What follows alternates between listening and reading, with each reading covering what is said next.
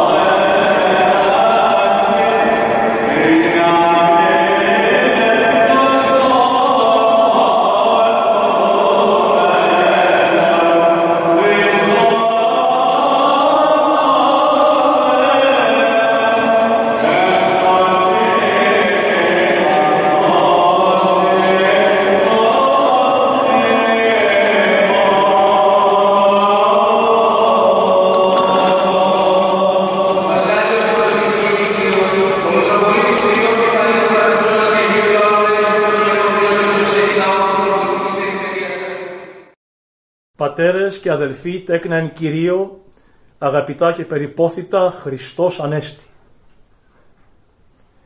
Ο Άγιος Εφραίμ, ο Σύρος, θεολόγος και ποιητής του 4ου αιώνος, συνοψίζει το σωτηριολογικό παράδοξο σε μια σειρά από εκπληκτικές φράσεις.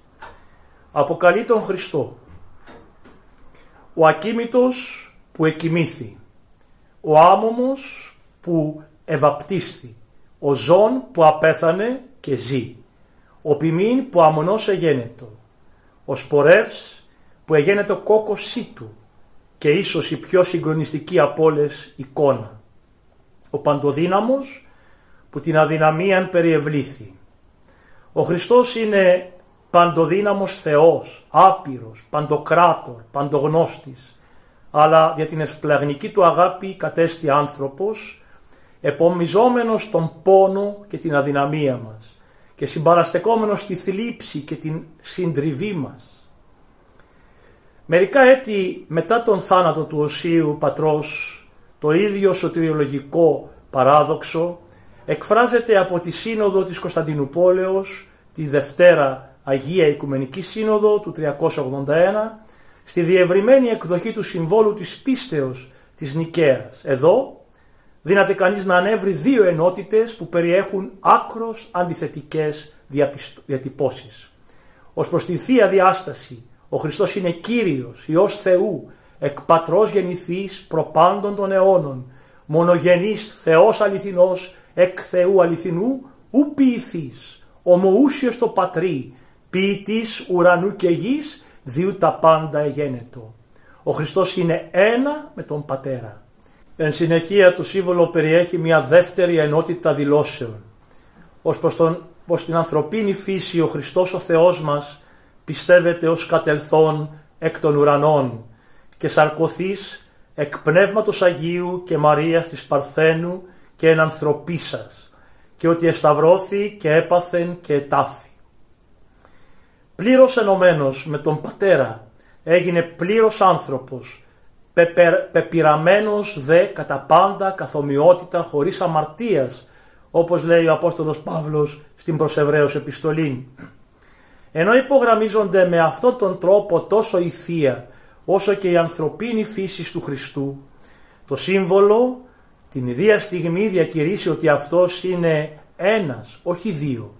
Πιστεύω εις ένα Κύριον Ιησούν Χριστόν. Ο σωτήρας μας, ενώ παραμένει εν μέρος της Αγίας Τριάδος, μετέχει στην πληρότητα της ανθρώπινης ζωής και όχι μόνο σε αυτήν, αλλά και στην πληρότητα του ανθρωπίνου θανάτου.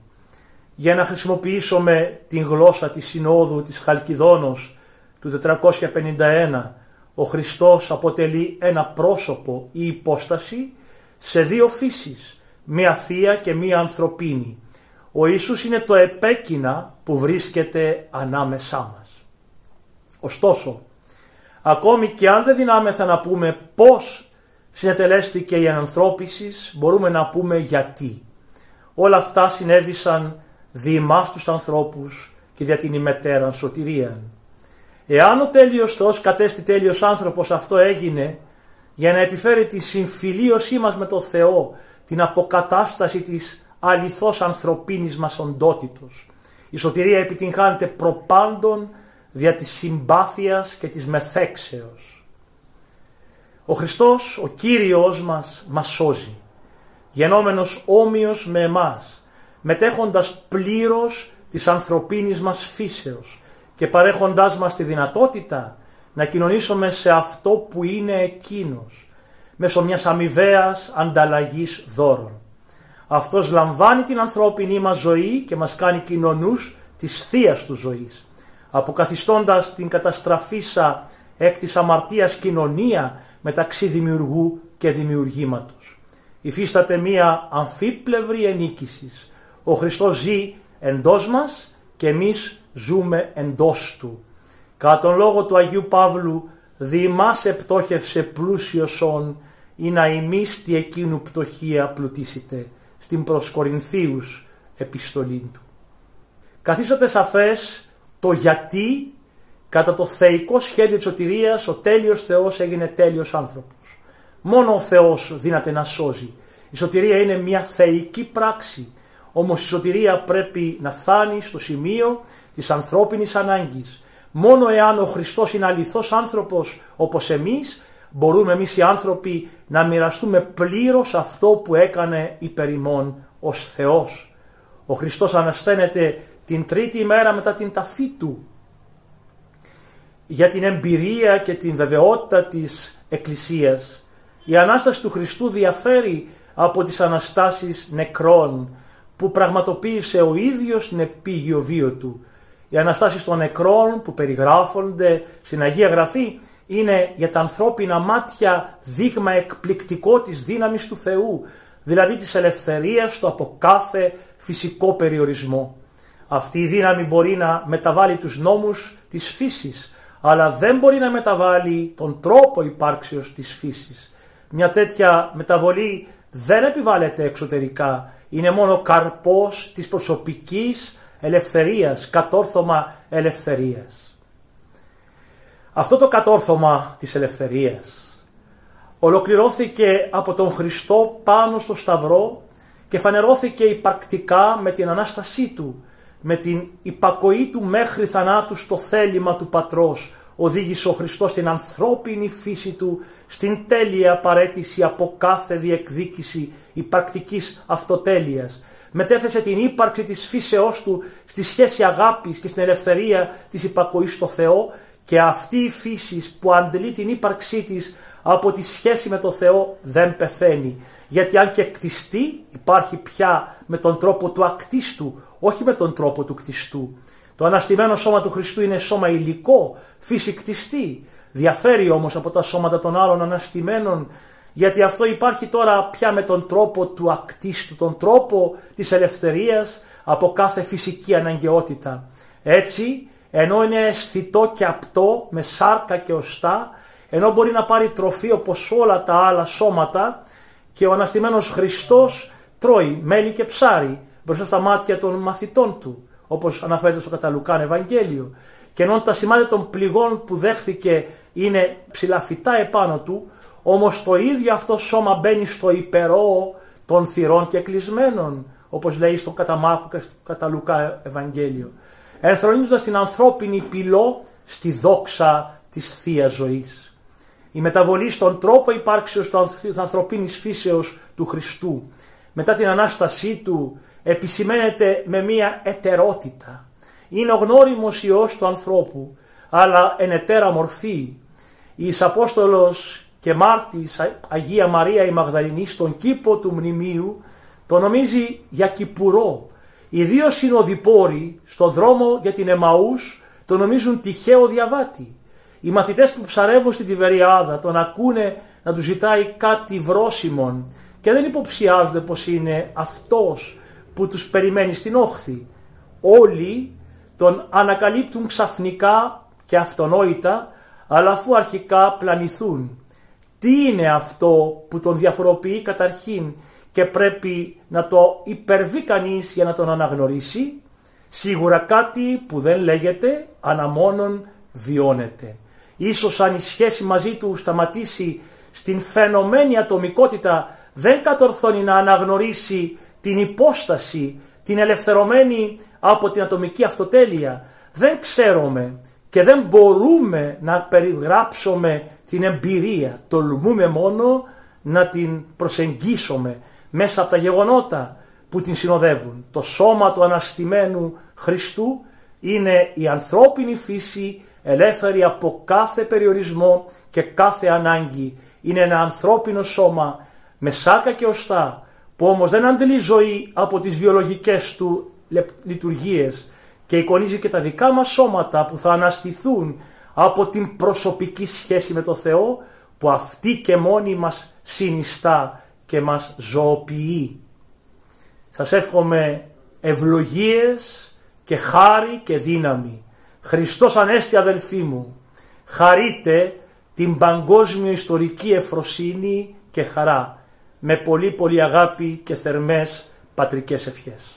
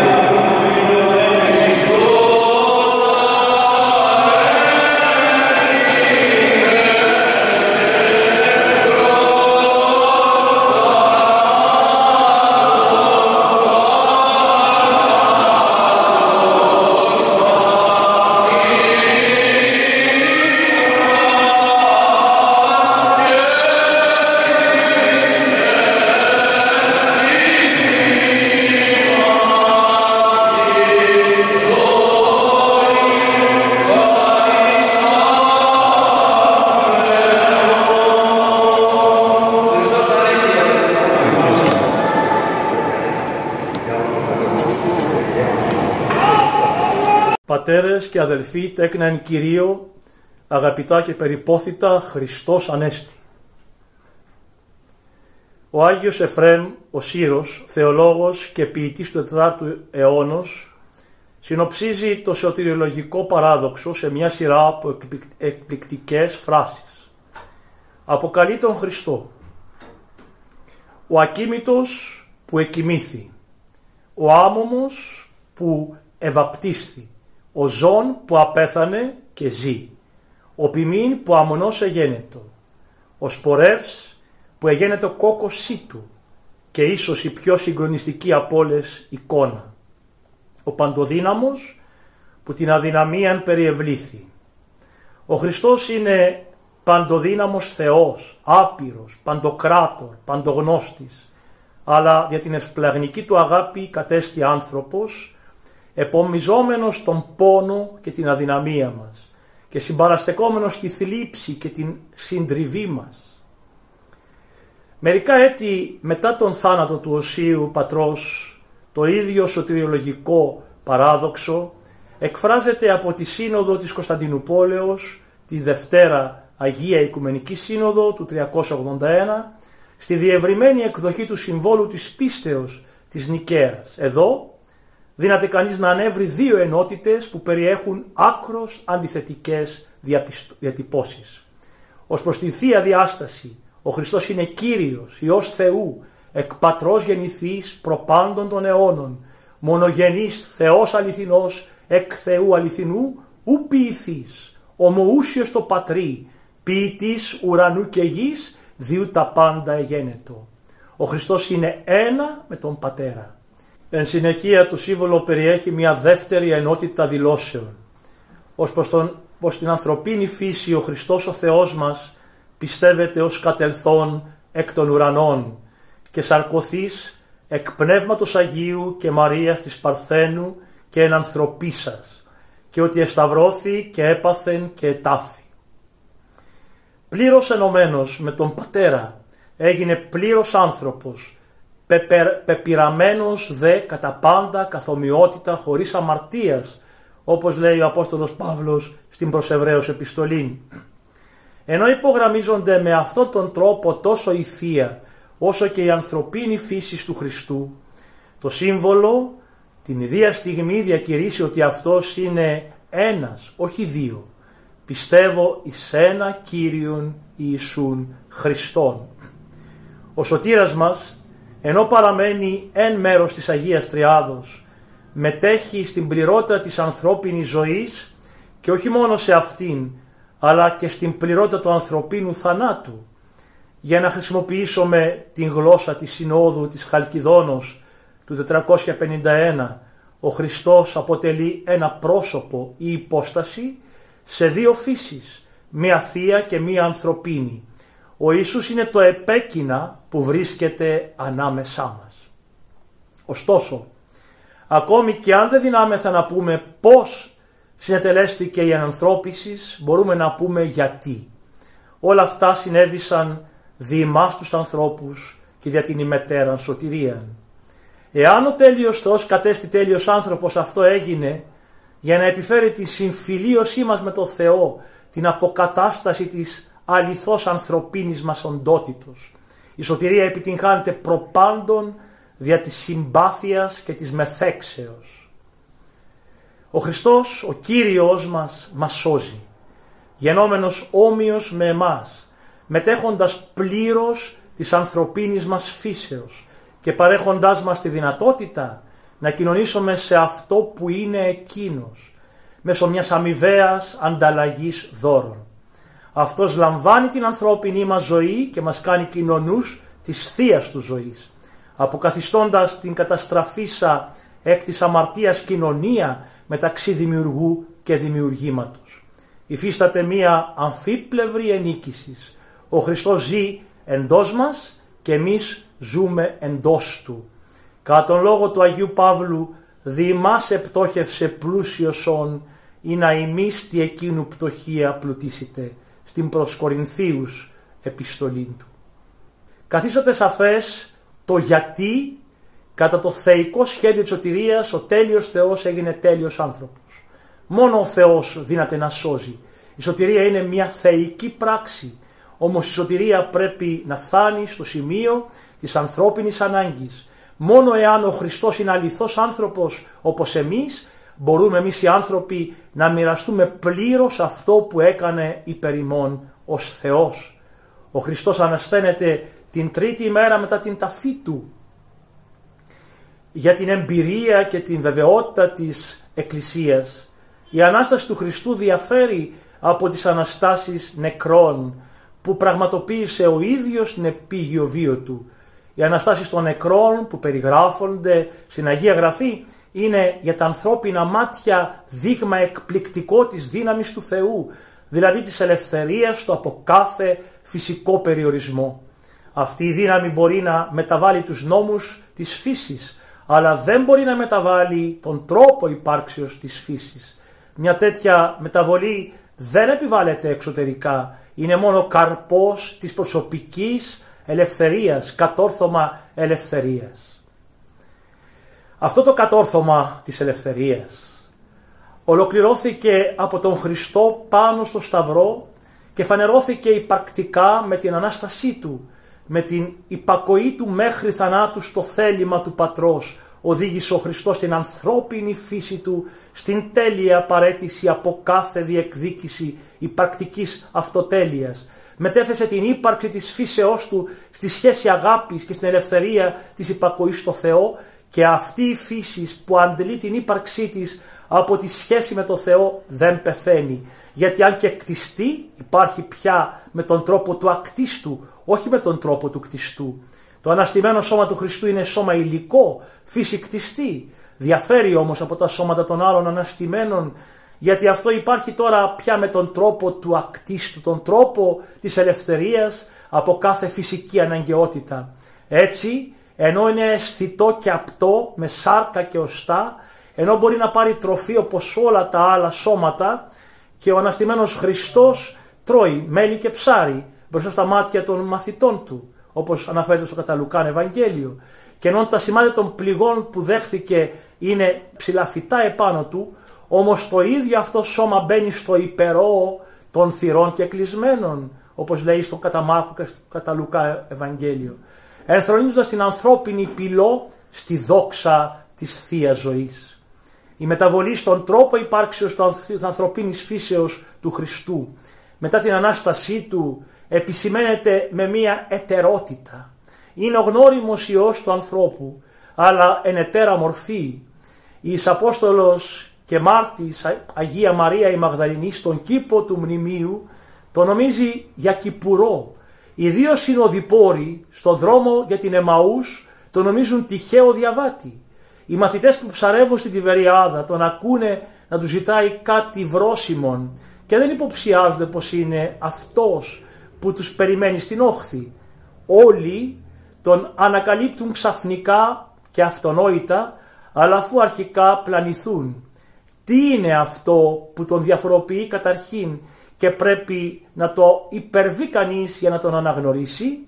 Σίγουρα κάτι που δεν λέγεται, αλλά μόνον βιώνεται.